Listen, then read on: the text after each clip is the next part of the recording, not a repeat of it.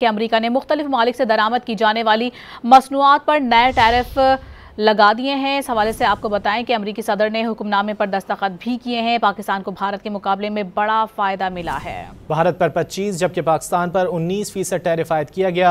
बांग्लादेश और मशरकी एशियाई ममालिक पर भी ज़्यादा टैक्सों से पाकिस्तानी टेक्सटाइल बरामदात में इजाफे का इम्कान है। चीन से मुतालिक ताहाल कोई फैसला सामने नहीं आया।